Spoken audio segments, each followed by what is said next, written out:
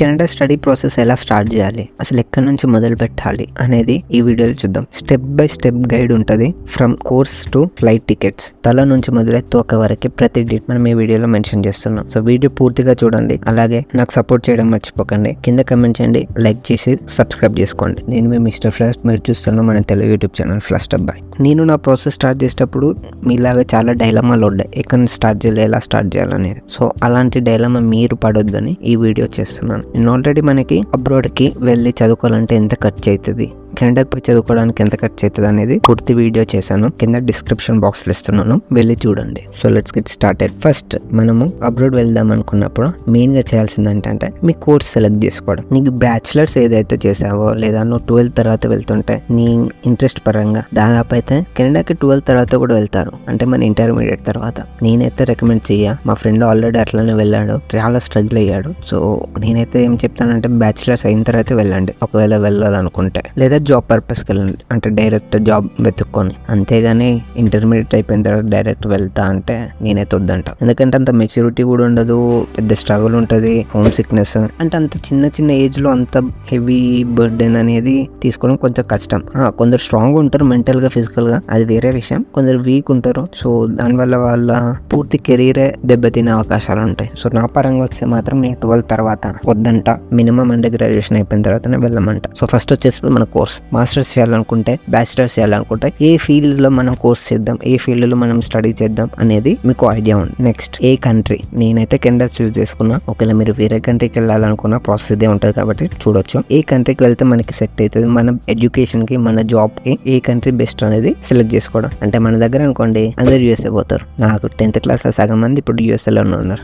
అంతమంది ఎందుకు పోయారు నాకైతే అర్థం కాదు. కానీ సెకండ్ అయితే కంట్రీ సెలెక్ట్ చేసుకోండి. ఒకసారి సెలెక్ట్ చేసుకున్న తర్వాత మార్చుకోకండి, ఎందుకంటే మీ హోల్ ప్రాసెస్ లోనే తేడాలు వచ్చేస్తాయి. First course, second country, next వచ్చేసి యూనివర్సిటీ లేదా కాలేజ్. ఈ ప్రాసెస్ అంటే ఏంటంటే ఈ 3rd, 4th స్టెప్ ప్రాసెస్ ఏంటంటే ఇంటర్చేంజ్ కూడా అవ్వచ్చు. లైక్ కొందరు ఫస్ట్ ఐఎల్స్ రాసి మార్కులను బట్టి కాలేజ్ లేదా యూనివర్సిటీ డిసైడ్ అవుతారు. ఇంకొందరు నాకు ఈ స్పెసిఫిక్ కాలేజ్లో రావాలి, ఈ స్పెసిఫిక్ యూనివర్సిటీలో రావాలి అని ఆ యూనివర్సిటీ, ఆ కాలేజ్ కోర్సుకి ఎంత ఐఎల్స్ రిక్వైర్మెంట్ ఉందో ఆ రిక్వైర్మెంట్ ఫుల్ఫిల్ అయ్యేటట్టు చదువుకొని అలాంటి స్కోర్ బ్యాండ్ తెచ్చుకోవడానికి ట్రై చేస్తారు. ఫస్ట్ మీరు ఎగ్జామ్ రాసి కాలేజ్ చూస్ చేసుకుంటారు. కాలేజ్ చూస్ చేసుకొని దాని తగ్గట్టు ఎగ్జామ్ రాస్తారో మీ ఇష్టం. 5th స్టెప్ వచ్చేసి collecting all documents. College apply చేయడానికి డాక్యుమెంట్స్ మనకు కావాలో ఆ డాక్యుమెంట్స్ అన్ని. నెక్స్ట్ స్టెప్ కన్సల్టెన్సీ ద్వారా ఈ ప్రాసెస్ ని మీరు ముందుకు తీసుకెళ్తారా లేదా మీరే ముందుకు తీసుకెళ్తారా అనేది ఇక్కడ ఫిక్స్ చేసుకోండి. నా సజెషన్ వచ్చి మాత్రం కన్సల్టెన్సీ పెట్టుకోండి, కొంచెం మిస్టేక్ అవుతుంది. అలా అని కన్సల్టెన్సీని పూర్తిగా నమ్మకండి, మస్తు మంది దొంగలు ఉన్నారు. సో జాగ్రత్త.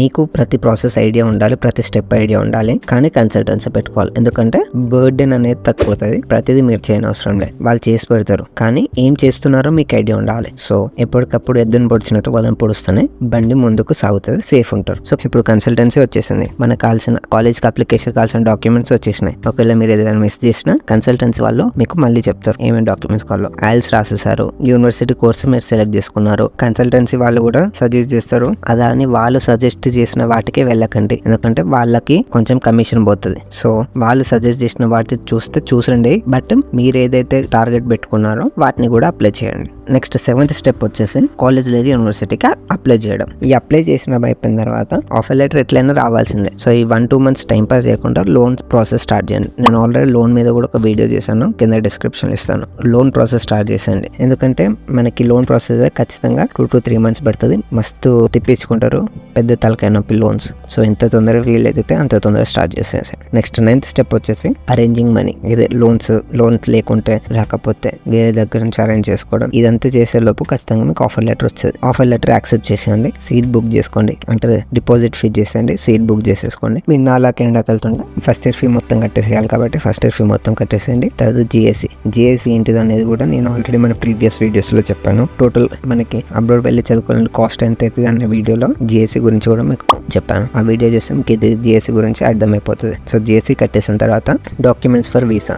ఈ వీడియో కూడా నేను ఆల్రెడీ దీని మీద కూడా మనం ఆల్రెడీ మన ఛానల్ వీడియో ఉంది, ఏ డాక్యుమెంట్స్ కావాలి వీసాకి, అది కూడా చూసండి, ఆ డాక్యుమెంట్స్ అన్ని అరేంజ్ చేసుకోండి. ఇప్పుడు అప్లైయింగ్ ఫర్ వీసా అప్లై చేసిన తర్వాత మనకి కెనడా అయితే బయోమెట్రిక్ బుకింగ్ ఉంటుంది. బయోమెట్రిక్ బుక్ చేసుకోవాలి. దీనికంటే ముందే మనం ఆల్రెడీ మెడికల్ కూడా చేసి ఉంటాం. మెడికల్ కూడా బుక్ చేసుకుంటే మనకి ఈ మెడికల్ ఉంటుంది. ఇది కూడా నేను ఆల్రెడీ డాక్యుమెంట్స్ ఫర్ వీసాలో క్లియర్ గా ఎక్స్ప్లెయిన్ చేశాను. సో ఆ వీడియో చూడండి. వీసా అప్లై చేశారు, బయోమెట్రిక్ బుక్ చేసుకున్నారు, బయోమెట్రిక్స్ కూడా ఇచ్చేసారు. బయోమెట్రిక్స్ ఇచ్చిన తర్వాత ఇప్పుడు పీపీఆర్ కోసం వెయిటింగ్. పీపీఆర్ అంటే వీసా కోసం వెయిటింగ్. మన కెనడా భాషలో పీపీఆర్ అంటారు అనుకోండి. కెనడాకి వెళ్దాం అనుకుంటే మీకు ఈ చిన్న చిన్న టర్మ్స్ మీద ఖచ్చితంగా ఐడియా ఉంటుంది. సో ఈ పీపీఆర్ కోసం వెయిట్ చేస్తూ ఉండొచ్చు. ఈ 20th పాయింట్ లో లాస్ట్ వీసా కూడా వచ్చింది. కానీ ఈ వెయిటింగ్ టైమ్ లో టైం పాస్ చేయకండి. ఫ్లైట్స్ చెక్ చేయండి. వీసా ఎలానే వస్తుంది 90%. సో ఫ్లైట్ ప్రైజెస్ ని ట్రాక్ చేయండి. ఎందుకంటే ఫ్లైట్ ప్రైజెస్ చాలా ఫ్లక్చువేట్ అవుతూ ఉంటాయి. సో వాటి మీద కూడా కన్నేసి ఉంచండి. ఈ టైంలో లాస్ట్ గా మీకు వీసా వచ్చింది అనుకుందాం. వీసా వచ్చిన వెంటనే ఫ్లైట్ టికెట్ కొట్టేసండి. వీసా వచ్చిన తర్వాత మనము స్టాంపింగ్ కి పంపుతాం. స్టాంపింగ్ పంపిన వెంటనే మీరు ఫ్లైట్ టికెట్ కొట్టేసారు అనుకోండి,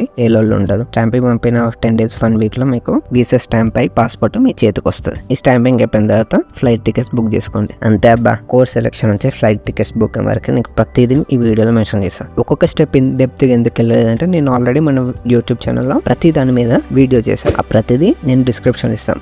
ఐఎల్స్ గురించి, మన డాక్యుమెంట్స్ ఫర్ వీసా గురించి, ఇమిగ్రేషన్ గురించి, కాస్ట్ గురించి, లోన్స్ గురించి, ఇమిగ్రేషన్ లో ఎలాంటి ప్రాబ్లమ్స్ వస్తాయి వాటి గురించి ప్రతి దాని మీద మన ఛానల్లో వీడియోస్ ఉన్నాయి. అందుకే ఈ వీడియో నేను కొంచెం షార్ట్ గా చేస్తున్నా. మీకు జస్ట్ ఐడియా ఇస్తున్నా. ఈ ప్రాసెస్ నెక్స్ట్, ఈ ప్రాసెస్ నెక్స్ట్, ఈ ప్రాసెస్ నెక్స్ట్ అని. సో దట్ మీరు రెడీగా ఉంటారు. నా వీడియో చూస్తే ప్రతి దాని మీద మీకు ఇంకా క్లారిటీ వస్తుంది. ఇది స్టెప్ బై స్టెప్ గైడ్ అండి. ఈ వీడియో మీకు నచ్చినట్లయితే ఖచ్చితంగా కమెంట్ చేయండి. అలాగే లైక్ కూడా చేసేయండి. మళ్ళీ సబ్స్క్రైబ్ కూడా చేసుకుంటే మనకి హెల్ప్ఫుల్ అవుతుంది. మంచి మోటివేషన్ లాగా కూడా పనికొస్తుంది. మా ఇన్స్టాగ్రామ్ హ్యాండిల్ కూడా కింద డిస్క్రిప్షన్లో ఇచ్చాను. అక్కడ కూడా ఫాలో అయితే ఫాలో అవ్వండి. వచ్చే వీడియోలో కలుద్దాం.